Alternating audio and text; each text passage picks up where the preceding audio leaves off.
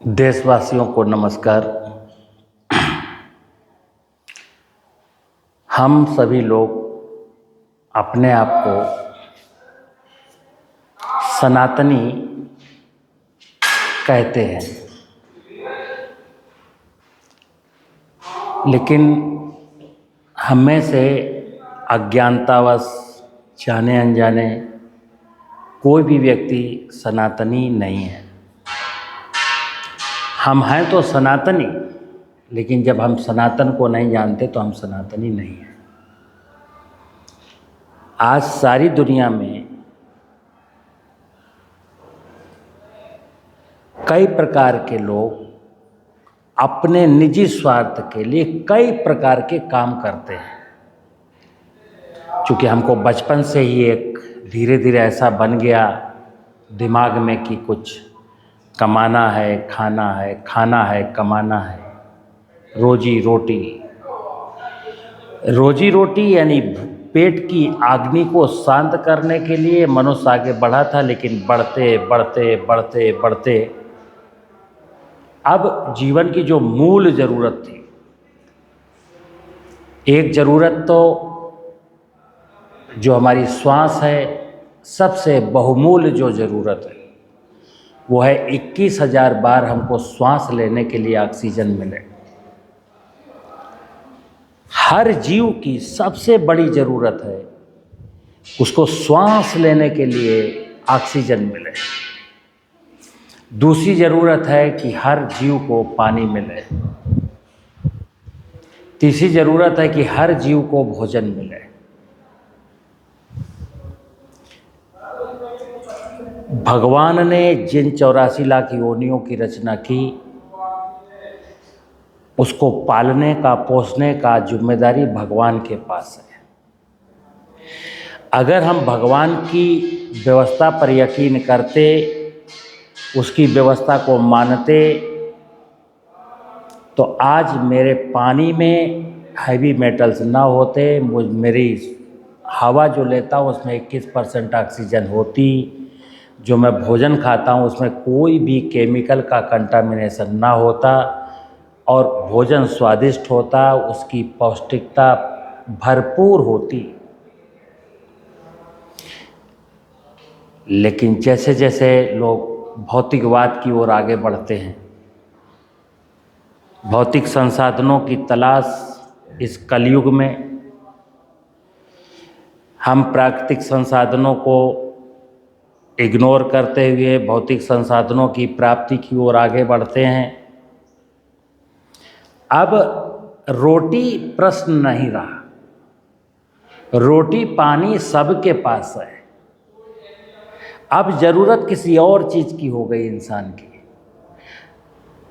और उन ज़रूरतों के पीछे इतनी तेज़ी के साथ भगा कि संपूर्ण सनातन का सत्यानाश कर दिया। तो आज का जो मेरा विषय है, हमारे जीवन में सुख, शांति और आनंद, हमें अपने जीवन में सुख मिले, शांति मिले, आनंद मिले, कब मिलेंगे? जब हम उस व्यवस्था को जानेंगे जिस व्यवस्था के कारण मेरा जन्म हुआ, जो व्यवस्था मुझको पालती है और मरने के बाद जहाँ मुझे विलीन होना है। उस व्यवस्था को हकीकत में जानना। सनातन को जानने का मतलब है ज्ञान। सनातन को बचाने का मतलब है कर्म। और सनातनी व्यवस्था को नमस्कार करना, प्रणाम करना, उसका नाम है भक्ति। लेकिन अभी ज्ञान का क्या मतलब है? अभी हमने अज्ञान को ज्ञान, कुकर्म को कर्म और बेवकूफ़ी को भक्ति माना है। कल्पना करना, इस पूरी दुनिया में अपने अपने मजहब, अपनी अपनी रीति रिवाजों के अनुसार हर व्यक्ति, कोई अल्लाह की पूजा करता है, कोई ईश्वर की पूजा करता है, कोई गॉड की पूजा करता है, कोई अगरबत्ती जलाता है, कोई 5 वक्त की नमाज अदा करता है, कोई 2 बार मंदिर में जा कर के घंटी बजाता है। उसके बावजूद किसी के चेहरे पर मुस्कान नहीं है, उसके बावजूद किसी के घर में सुख शांति नहीं है, उसके बावजूद किसी के जीवन में आनंद नहीं है। हर चेहरा रोता हुआ है। देखिए मित्र, एक चीज बता दूं, ज्ञान एक वह चीज है, जहाँ ज्ञान है वहाँ प्रकाश है, जहाँ ज्ञान है वहाँ कोई समस्या नहीं है, जहाँ ज्ञान है वहाँ आनंद है। और अगर मैं ज्ञान शब्द से परिचित नहीं, व्हाट इज ज्ञान, ये ज्ञान है क्या? ये ज्ञान ना तो विश्वविद्यालयों में मिलता है, ना स्कूलों में मिलता है। ज्ञान तो कहीं है ही नहीं। आज जो ज्ञान के नाम पर है वो धन कमाने की कला है, धन कमाने की आर्ट है। आपको सिखाया जाता कि आप ऐसा करेंगे तो वकील बन जाएंगे, डॉक्टर बन जाएंगे, इंजीनियर बन जाएंगे। अब जो लोग ज्ञान नहीं अर्जित कर तो नेता ही बन जाएंगे, तो धन मिलेगा। सारे लोग जो बच्चों को पढ़ा रहे हैं वो किसके लिए पढ़ा रहे हैं? शिक्षा के लिए नहीं, धन के लिए। और धन क्यों? धन अगर मेरे पास आ जाएगा तो धन का क्या करूंगा ये पता नहीं है। सिकंदर सिखा गया सबको, सिकंदर सबको सिखा गया। चलिए, तो आज मैं बताता हूं कि अगर किसी भी व्यक्ति को अपने जीवन में सुख शांति और आनंद चाहिए, तो जिसको भी चाहिए तो एग्जैक्टली सबको, लेकिन जो चाहिए उसका मैं प्रयास नहीं करता हूँ। रामायण में कहा गया है कि जो इच्छा करी हो मन माही, राम कृपा कछु दुर्लभ नहीं। यानी इंसान परमात्मा से जो इच्छा करेगा, परमात्मा आपकी वो इच्छा पूरी करेगा। लेकिन आज कोई भी व्यक्ति ईश्वर के दरबार में हमको सुख दे दे, हमको शांति दे दे, मुझको आनंद दे दे, ये इच्छा तो किसी की नहीं है ना। और अन्यत्र बहुत सारी चीजें मांगेगा, लेकिन सुख शांति और आनंद नहीं मांगेगा। तो जो चीजें मांग रहा है वो चीजें भगवान दे रहा है। आपने पैसा मांगा, नौकरी मांगी, शादी मांगी, बच्चा मांगा, यही मांगता है ना इंसान कि शादी हो जाए, बच्चा हो जाए, बच्चा पढ़ जाए, नौकरी मिल जाए, पैसा मिल जाए। मिला ना, सबकी शादी हुई, सबके बच्चे हुए, सबके बच्चे पढ़ गए, सबकी शादियां हो गई, सबको पैसा मिल गया, फिर सुख शांति और आनंद क्यों नहीं है? क्योंकि ये हमने मांगा ही नहीं। तो चलिए ज्ञान की बात करते हैं। ज्ञान है क्या? हकीकत में ज्ञान बहुत छोटा है। बस ज्ञान के लिए अपना निजी जो स्वार्थ है वो त्यागना पड़ता है। अगर ज्ञान अर्जित करना हो, सनातनी व्यवस्था को जानना हो, सनातन के साथ चलना हो, सनातन को बचाना हो, जीवन में सुख शांति और आनंद चाहिए, तो एक चीज़ जान लीजिए। पहली चीज़ है कि आपको निजी लालच, निजी स्वार्थ को छोड़ देना है। जब तक किसी व्यक्ति के दिमाग में, मन में निजी स्वार्थ, निजी लालच, अपनी अभिलाषाएं, अपनी आकांक्षाएं हैं, तो उसको कभी आनंद नहीं मिलेगा, उसके जीवन में कभी सुख नहीं आएगा, उसके जीवन में कभी शांति नहीं आएगी। कहा गया है कि परमारथ के कारणे साधुन धरो शरीर। हकीकत क्या है? देखिए आप, छित जल पावक गगन समीरा, पंच तत्व मिल बना शरीरा। ये पंच तत्व हैं, भूमि, गगन, वायु, अग्नि, नीर। जब ये इनको पंच तत्व कहते हैं, भूमि एक तत्व है, गगन आकाश एक तत्व है, वायु एक तत्व है, अग्नि एक तत्व है, पानी एक तत्व है, एक तत्व है। इन्हीं को कहा गया है ये देवता है, भूमि देवता, गगन देवता, वायु देवता, अग्नि देवता, नीर देवता। लेकिन परमपिता परमात्मा ने इनको इस धरती पर जो व्यवस्थाएं हैं संचालित करने के लिए एक आदेश दिया, एक निर्देश दिया कि तुम इस धरती को खूबसूरत बनाओ, इस धरती पर अनेक प्रकार की रचनाएं बनाओ और उनका सबका कोरिलेशन सेट करो। कौन सी रचना किस रचना के साथ पूरकता में कैसे क्या करेगी। को एग्जिस्टेंस अस्तित्व का सिद्धांत लेकर के इस पंच महाभूत ने 84 लाख योनियों की रचना की। प्रारंभ वनस्पति जगत से हुआ है, ध्यान रखना। ये पंच महाभूत, यही सनातन है, यही सत्य है। सत्य के बारे में कहा गया है, सच घटे या बढ़े सच न रहे और झूठ की कोई इम्तिहान ही नहीं। सच तो सच है, सच न बढ़ता है न घटता है, भूमि न घटती है न बढ़ती है, आकाश न घटता है न बढ़ता है, वायु न घटती है न बढ़ती है, अग्नि न घटती है, सूरज न घटता है न बढ़ता है, पानी न घटता है न बढ़ता है। यही सत्य है, यही सनातन है। और ये सनातनी व्यवस्था ने क्या किया? सनातनी व्यवस्था ने सबसे पहले यहाँ एक काई जमी, काई छत पर आपने देखी होगी, बरसात के सीजन में आपकी छत पर काई जम जाती। काई क्या है? वनस्पति जगत का इस्माल रूप।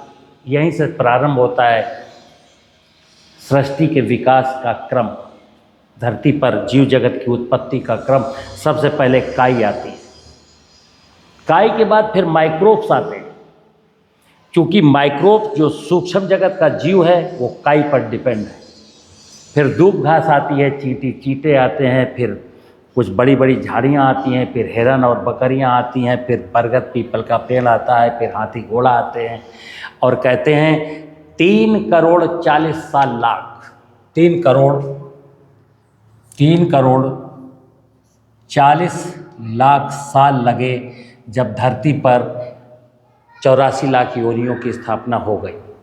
और सबसे बाद में मनुष्य आया है। बस ध्यान रखना, हम सबसे बाद में आए। मनुष्य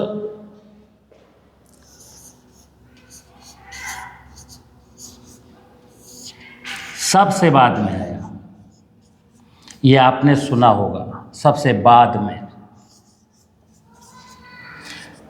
मनुष्य सबसे बाद में क्यों आया, इस पर आप मनन चिंतन करें। मनुष्य को कहा गया तू इस धरती की सबसे सुंदर रचना है, इस पर मनुष्य को मनन चिंतन करना चाहिए। मनुष्य को कहा गया है तू धरती रूपी बगिया का माली है, इस पर उसको चिंतन करना चाहिए। तो क्या है? सिंपल सी चीज़ है, मैं जिस घर में रहता हूं उस घर की देखभाल करना मेरी जिम्मेदारी है। और मेरी ज़रूरतें जहाँ जहाँ से पूरी होती हैं, उन जो इकाइयाँ मेरी ज़रूरतों के लिए दिन रात प्रयत्न करती हैं, उनको बचाने की जिम्मेदारी मेरी होती है। तो सनातन का मतलब है भूमि, गगन, वायु, अग्नि, नीर। इनको आप देवता कहें, 5 देवता हैं, भूमि देवता, गगन देवता, वायु देवता, अग्नि देवता, नीर देवता। और कहा गया देवों के देव महादेव। भूमि को क्या कहते हैं? शिव।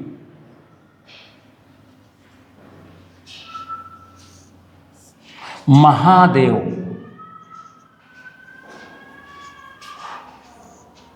देवों के देव महादेव, यानी कि ये 5 देवता हैं, इनके महादेव कौन है? शिव। और शिव को महादेव क्यों कहा गया? क्योंकि धरती पर ही जीवन है। और महादेव की अकेले नहीं, मैंने बोला कि 5 देवताओं ने मिलकर के सबसे पहले यहाँ वनस्पति जगत की रचना की। इसलिए मैं कई बार कहता हूँ कि जो वनस्पतियाँ हैं धरती पर, जितनी भी काई से लेके बरगद का पेड़ तक, सब माता पार्वती है। अब देखना आप, धरती और माता पार्वती मिल करके सब जीवों को पालती है। हम गेहूं की रोटी खाते हैं, चना खाते हैं, टमाटर की सब्जी खाते हैं। बकरी 2-4 प्रकार की, 5 प्रकार की झाड़ियाँ घासें खाती हैं। गाय कुछ खाती है, भैंस कुछ खाती है, खरगोश कुछ खाता है, चींटी कुछ खाती है, चिड़िया कुछ खाती है, मधुमक्खी तो मधुरस फूलों का रस ही पीती है। इसलिए भगवान शिव और माता पार्वती, इन दो लोगों को ईश्वर ने जिम्मेदारी सौंपी है कि तुम पांचों देवताओं ने मिलकर के धरती पर जितना भी जीव रचना किया है उसमें से कोई भूखा न सोने पाए। और तुम्हारी इस हेल्प के लिए ये आकाश देवता, वायु देवता, अग्नि देवता, नीर देवता तुम्हारी हेल्प करेंगे। कैसे हेल्प करेंगे? कहते हैं कि रहीमन पानी राखिए, बिन पानी सब सून, पानी मिले न उबरे मोती मानस चूर। यानी पानी नहीं होगा, फसल है, वनस्पतियां हैं, वनस्पतियों को पानी चाहिए।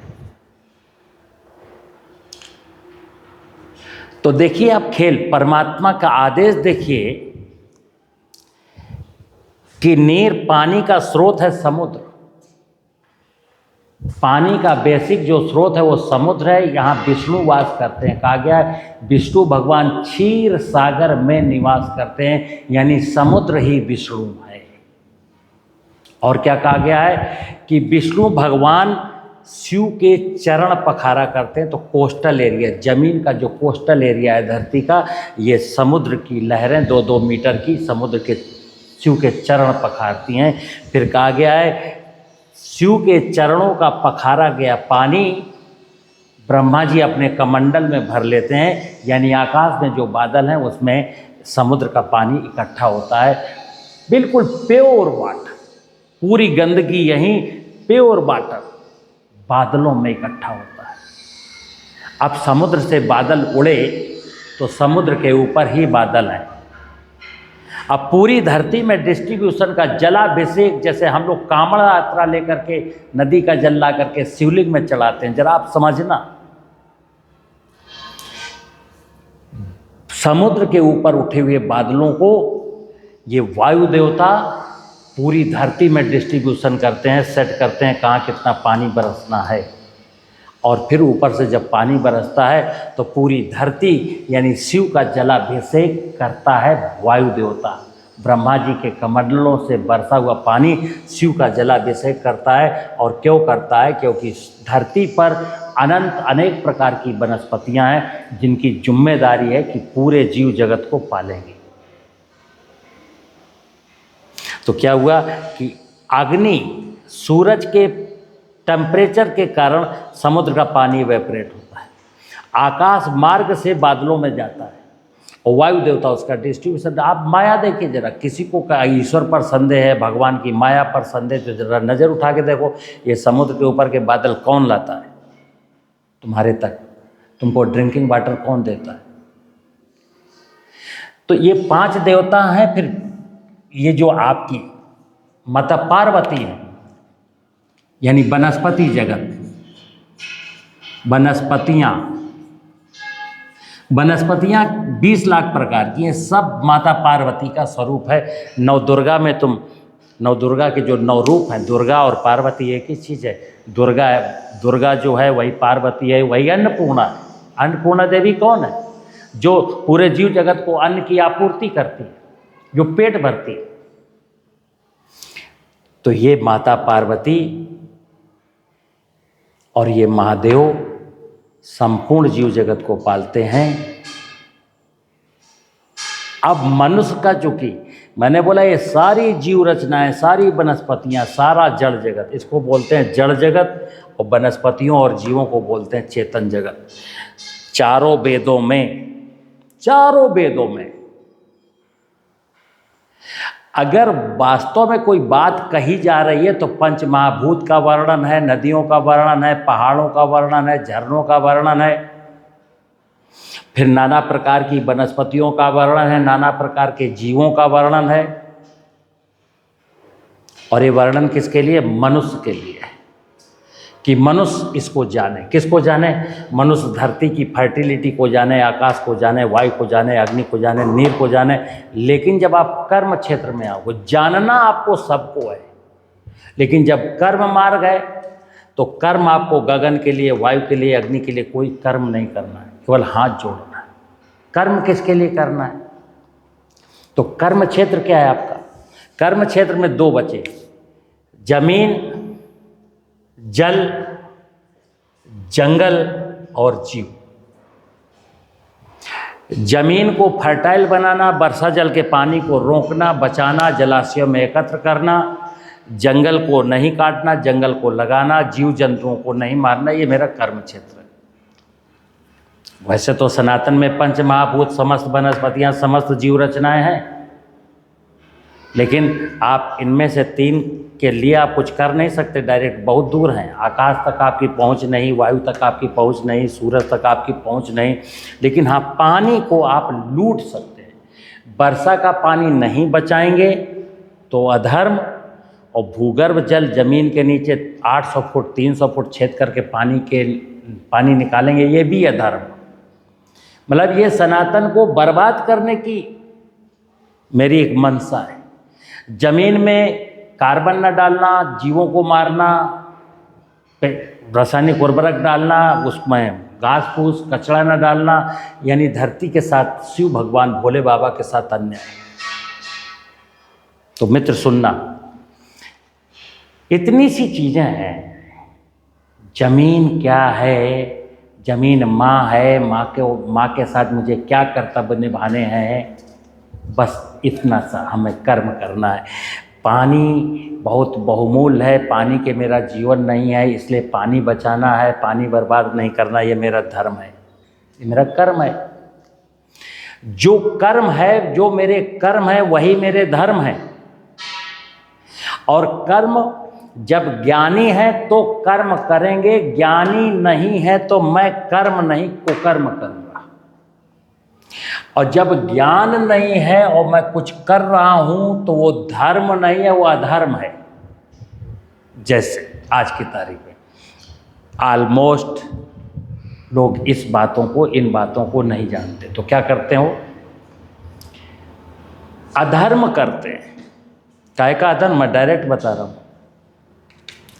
ज्ञान नहीं है तो मैं अधर्मी हो गया, तो क्या करता हूं? अर्थ कमाता हूं। धन कमाने के लिए मैं कुछ भी करता हूँ। धरती को खोद दूंगा, धरती को लूट लूँगा, पानी को लूट लूँगा, जंगल को मार डालूँगा, जीवों को मार डालूँगा, और आम आदमी को भी लूट लूँगा। जैसे आज कोई किसी की चिंता नहीं करता। दूध बेचने वाला दूध में सिंथेटिक चीज़ें मिला करके बेच रहा है अर्थ के लिए, उसको नहीं परवाह कि कौन मरेगा कौन जिएगा। क्या कोई चिकित्सक चाहता है कि दुनिया के लोग बीमार ना हो? कोई चिकित्सक जब अपनी दुकान खोलता है, क्लिनिक खोलता है, तो गणेश लक्ष्मी में जब अगरबत्ती लगाता है तो क्या मांगता है? मरीज ही मांगता है ना। यानी वो ये नहीं सोचता कि दुनिया में लोग बीमार ना हो, क्योंकि बीमार नहीं होंगे तो उसका धंधा कैसे चलेगा। कोई वकील अपना बस्ता खोलता है तो क्या मांगता है? अगरबत्ती जलाता है तो क्या मांगता है?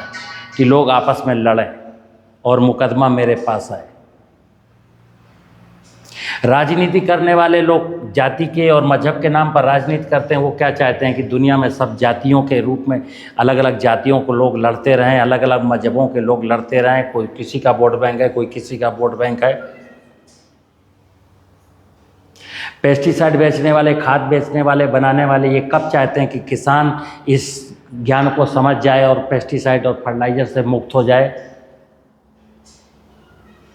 मित्र फिर बता दो, जितने लोग पढ़ लिख करके बड़े बड़े पदों पर आसीन हुए हैं, वो प्रारंभ काल में तो उनका एक मंतव्य कुछ अच्छा रहा होगा कि ये व्यक्ति इस पद पर जाएगा तो लोगों का कल्याण करेगा, लेकिन आज वो है नहीं। वो सारी चीज़ें डिलीट हो गई। आज तो केवल यही है कि कैसे समाज को लूटा जाए।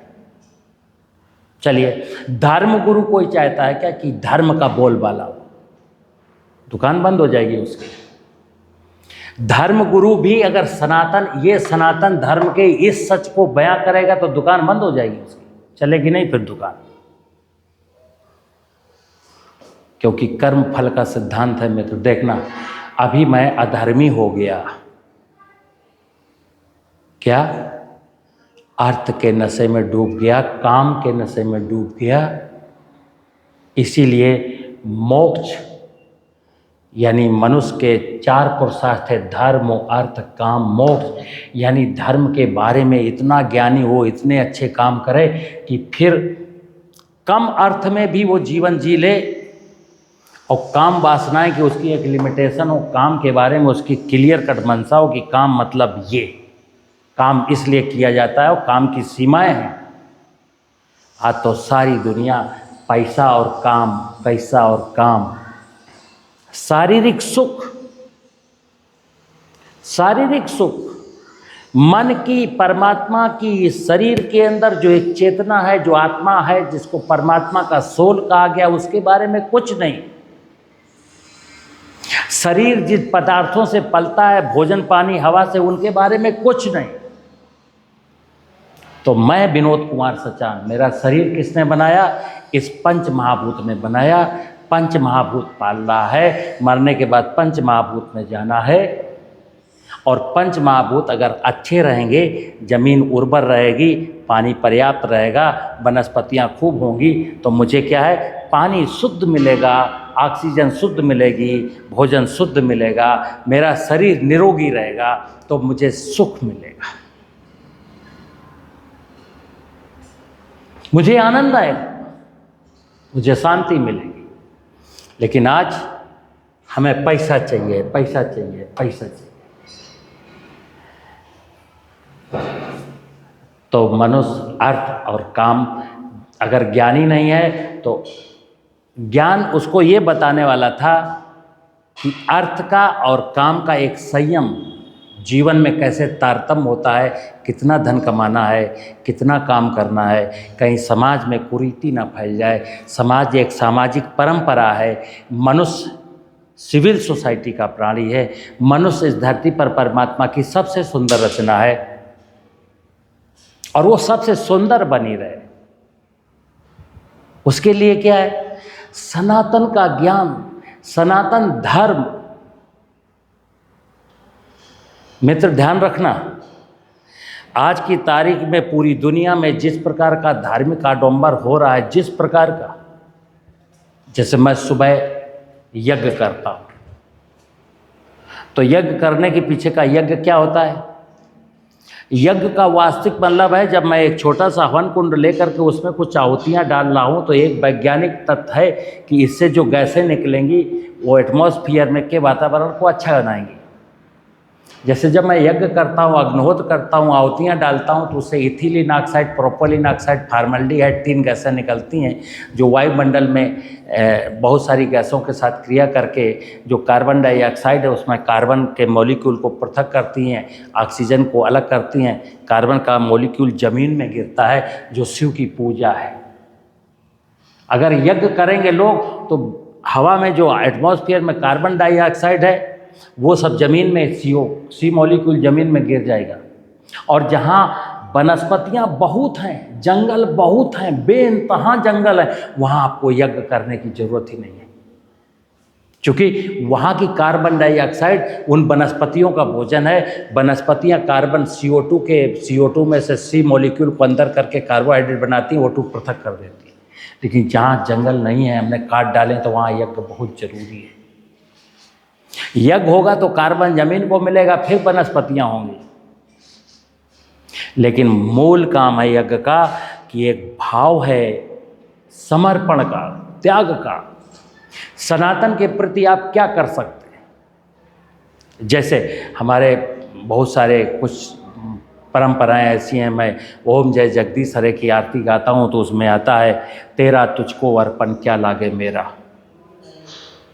लेकिन जब आरती की थाल आती है, दक्षिणा डालना होता है, तो मैं अपनी जेब में डाल करके और 5 रुपए का, 10 रुपए का, 1 रुपए का गिलट का सिक्का ही तलाशता हूँ। लेकिन अभी जस्ट 2 मिनट पहले क्या कह रहा था? हे परमात्मा, आज मेरे पास जो कुछ भी है वो सब तुम्हारा ही है और तुम्हारे लिए मैं सब कुछ अर्पित कर देने की सामर्थ्य रखता हूँ। लेकिन गिलट का सिक्का से ज़्यादा 500 का नोट, 200 का नोट नहीं निकलना। यहाँ तक कि आप यज्ञ करते हैं, अनुष्ठान करते हैं, तो अपने लिए खाने का 1200 रुपये किलो का घी खरीदते हैं, और जब पूजा का घी खरीदने का नंबर आता है तो 250-300 रुपये किलो में बाजार में मारा घूम रहा है। अगर मैंने किसी से पूछ भी दिया, यार भाई साहब ये घी भगवान को ही तो चढ़ाना है, यानी भगवान को हम बेवकूफ़ समझते हैं। बड़े प्यार से लोग कहते हैं भगवान को ही तो चढ़ाना, यार इसमें क्या। किसी देवी के दरबार में आप जाते हैं तो नारियल आपको 20 रुपए का मिलता है। अपने लिए जब लड्डू बनाने होते हैं तो 50 रुपए का नारियल मिलता है। तो जब देवी के दरबार में नारियल चढ़ाना होता है, 20 रुपए का नारियल मिलता है, तो आपके दिमाग में एक चिंता की लकीर आनी चाहिए ना कि व्हाट इज दिस, ये क्या हुआ, ये नारियल नहीं चढ़ाऊंगा, मैं तो बाजार से अच्छा नारियल ला के चढ़ाऊँ। कोई चढ़ाता है क्या?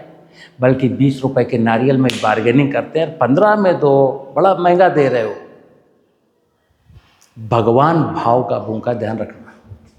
हम भगवान को जो कुछ भी अर्पित करने जाते हैं ना, वो सब भगवान ने तुमको, इस सनातनी व्यवस्था ने आपको दिए, इससे आप अपना पेट पालिए। भगवान को कुछ भी देने की जरूरत नहीं है। भगवान तो केवल भाव का भूखा है। हमें अगर धरती माँ से मोहब्बत हो जाए, शिव से मोहब्बत हो जाए, मुझे विष्णु से मोहब्बत हो जाए, मुझे माता पार्वती से मोहब्बत हो जाए, बस 3 देव रक्षा करें, ब्रह्मा विष्णु महेश। ब्रह्मा माने वायुमंडलीय क्षेत्र सुरक्षित रहे, विष्णु माने जल सुरक्षित रहे, शिव माने धरती की फर्टिलिटी सुरक्षित रहे। मित्र, अगर इस सनातनी व्यवस्था के साथ मैं नहीं इसको जानता हूँ, नहीं इसके साथ जुड़ता हूँ, नहीं इसको कंसीडर करता हूँ, तो फिर जान लीजिए कुछ नहीं है जीवन में। और चूंकि सारा कारोबार, सारा खेल इसी का है, और ये खेल कौन खिला रहा है? ईश्वर, परमात्मा। जैसे मैं विनोद कुमार सचान, खाया पिया, पानी पिया, ऑक्सीजन लिया, भोजन किया, मेरा शरीर को मिला, लेकिन इसके अंदर एक चेतना है। आत्मा का क्या भोजन है? हमारा शरीर खाना खाता है, हमारा शरीर ऑक्सीजन लेता है, हमारा शरीर पानी पीता, लेकिन आत्मा क्या पीती है? शरीर से और प्रकृति से जो रिलेशन है ना, उसको नाम है दर्शन शास्त्र। ध्यान रखना, इस प्रकृति से हमारे शरीर का क्या संबंध है, हमें इस प्रकृति के साथ क्या करना चाहिए, इस विषय का नाम है दर्शन शास्त्र, दार्शनिक व्यक्ति। और हमारी आत्मा का परमात्मा के क्या साथ क्या संबंध है, इसको कहते हैं आध्यात्म, स्पिरिचुअलिटी। यानी दर्शन के बाद और बारीक बारीक विषयों में घुसना। और क्यों घुसना? इस मोक्ष के लिए घुसना। एक सामान्य मनुष्य जो किसी का कुछ नहीं बिगाड़ेगा, ना प्रकृति को लूटेगा, ना समाज को लूटेगा, ना किसी जीव जंतु को लूटेगा, बस अपना थोड़ा सा काम करेगा, रोटी के लिए रोटी खाएगा, सो जाएगा, वो मनुष्य फिर बनेगा। पक्का है। गरीब घर में जन्म लेगा लेकिन मनुष्य बनेगा। अब मनुष्य योनि में भी 4 लाख प्रकार की योनियां हैं। तो शिखर पर जाना, मनुष्यता की ऊंचाइयों को टच करना, मोक्ष एक नहीं है, मोक्ष कई प्रकार के। कितनी खूबसूरत जगह आपको जाना है। ध्यान रखना, अभी लोग इस बारे में सोचते ही नहीं।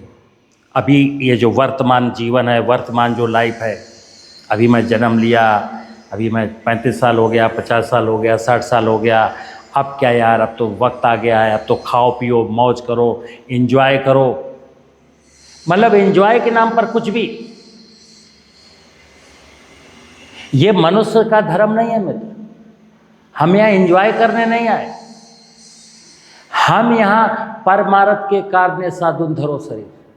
जब मैं दूसरों के लिए काम करता हूँ, इस प्रकृति के लिए, समाज के लिए, वनस्पतियों के लिए, जीवों के लिए, इंसान के लिए, जब मैं कुछ सोचता हूँ, विचार करता हूँ, बोलता हूँ, लिखता हूँ, करता हूँ, ये परमार्थ है। तो ऐसे में परमात्मा आपका ध्यान रखता है। परमार्थ, जब परमार्थी होंगे तो परमात्मा आपका ध्यान रखेगा, और जब स्वार्थी हो जाएंगे, खत्म। आज की तारीख में जैसे सारे लोग स्वार्थी टाइप के हैं, तो स्वार्थी व्यक्ति जब पूरी ज़िंदगी अपने लिए, अपने बच्चों के लिए, अपने लिए, अपने बच्चों के लिए उसका छीन लेना, उसका लूट लेना, उसको धोखा दे देना, ज़मीन को लूट करके, इसको लूट करके, ये लूटम लूट बची है। राम नाम की लूट है, लूट सके तो लूट, अंत समय पछताएगा, प्राण जाएंगे छूट। तो वो ईश्वर की भक्ति की लूट, वहाँ तक तो पहुँचे नहीं। प्रकृति में जो कुछ भी है सब लूट लो, लूट लो, कहाँ ले जाओगे? सुन लेना, आप घाटे में रहेंगे मित्र। और फिर बता दूं कि जो परमार्थ का काम नहीं करेगा, जो स्वार्थी हो जाएगा, वो धर्म के नाम पर नौटंकी क्यों करता है। मैं एक ही चीज़ कहता हूँ, नदी का एक किनारा अच्छा है तो इसी किनारे पर चलो, वो किनारा अच्छा है तो उस किनारे पर चले जाओ। आपको धर्म अच्छा नहीं लगता तो क्लियर कट बोलिए, मुझे धर्म अच्छा नहीं लगता, मैं अधर्म ही अच्छा लगता, तो आप अपने आप को अधर्मी कहिए। तो हम अधर्मी हैं लेकिन अपने आप को धार्मिक बताते हैं, इससे बड़ा दोगलापन कुछ हो नहीं सकता। ईश्वर ऐसे व्यक्तियों से, जो व्यक्ति खुल्लम खुल्ला कहता है मैं चोर हूँ, मैं डाकू हूँ, मैं व्यभिचारी हूँ, लेकिन आवरण धर्म का, सत्यता का नहीं ओढ़ता, उससे एक बार ईश्वर माफ कर सकता है। लेकिन जो गंदा है और गंदा होने के बाद अपने आप को समाज में साफ सुथरा दिखाने की कोशिश करता है, उससे ईश्वर बहुत नाराज होता है, क्योंकि तुम समाज को धोखा दे रहे हो। तुम जैसे हो वैसे रहो, अच्छे बन सकते हो तो बनो, लेकिन बुरे होकर के अच्छे बनने का नाटक मत करो। अभी तो हम सारे लोग अच्छे बनने का नाटक कर रहे हैं। सारी दुनिया 5 वक्त की नमाज अदा कर रही है, कोई कैंडल जला रहा है, कोई मंदिर में घंटी बजा रहा है, कोई दूध चढ़ा रहा है, लेकिन क्या है, किसी सनातन का ज्ञान है क्या? नहीं है। हमें यही पता नहीं कि मंदिर में दूध क्यों चढ़ाते हैं, मुझे यही नहीं पता मंदिर में जाते क्यों हैं, मुझे यही पता नहीं कि मैं भक्ति क्यों करता, मुझे यही पता नहीं पूजा का मतलब क्या है। मतलब मुझे ना धर्म का मतलब पता, ना पूजा का मतलब पता, ना सनातन का मतलब पता, ना कर्म का मतलब पता, ना भक्ति का मतलब पता। बस किसी ने जो झुंझुना टपका दिया, पकड़ा दिया। जैसे अभी क्या है, एक 16 साल के बच्चे को किसी संत जी ने कहा तुम भक्ति मार्ग पकड़ लो। मनुष्य के कल्याण के 3 मार्ग हैं क्रमशः। पहले ज्ञान मार्ग है, जब ज्ञानी बन जाएंगे तब फिर कर्म मार्ग है, तब आप अच्छा कर्म करेंगे, और जब कर्म करने लायक नहीं रह जाएंगे, शरीर जवाब दे जाएगा, तब आपको भक्ति करनी है। हे भूमि देवता तेरा लाख लाख शुक्रिया, हे आकाश देवता तूने मुझे गति दी, तेरा लाख लाख शुक्रिया, मैं खूब घूमा फिरा। हे वायु देवता तेरी वजह से पानी मिला, तेरी वजह से हवा मिली। वायु देवता का खेल देखिए, जहाँ पर जंगल नहीं है वहाँ पर ऑक्सीजन नहीं होनी चाहिए, क्योंकि ऑक्सीजन तो पेड़ों से निकलती है। लेकिन ईश्वर की महिमा देखिए कि बाड़मेर, जैसलमेर, कच्छ के रण में जहाँ ऑक्सीजन नहीं है वहाँ इंसान रहता है, लेकिन वहाँ ऑक्सीजन कैसे पहुँचाता है? वायु देवता की ड्यूटी है। इस बात को इंसान कभी कंसीडर करेगा कि तुम जहाँ रहते हो 500 किलोमीटर की रेंज में कहीं कोई पौधा नहीं है, लेकिन तुमको भी ऑक्सीजन मिलती है, तो वायु देवता का काम है। इसलिए मित्र, सनातन है तो मैं हूँ, सनातन खूबसूरत है तो मैं खूबसूरत हूँ, सनातन समृद्ध है तो मैं समृद्ध हूँ, सनातन प्रसन्न है तो मैं प्रसन्न हूँ। लेकिन अगर भूमि बंजर हुई, पानी कम हुआ, वनस्पतियाँ कम हुई, जीव मार डाले, फिर मैं दावे के साथ कहता हूँ दुनिया के सारे धर्म गुरु अपने अपने रीति रिवाजों के अनुसार अपने अपने अल्लाह को, गॉड को, ईश्वर को एक पैर के बल खड़े होकर के पानी का, भोजन का, ऑक्सीजन का निवेदन करें। और अगर दुनिया में कोई ईश्वर है, अगर दुनिया में कोई ऐसा भगवान है जो आपकी मनोकामना को पूरा कर दे, तो बताना। ईश्वर क्लियर बोलता है, प्रकृति क्लियर कट निर्देश है। क्या?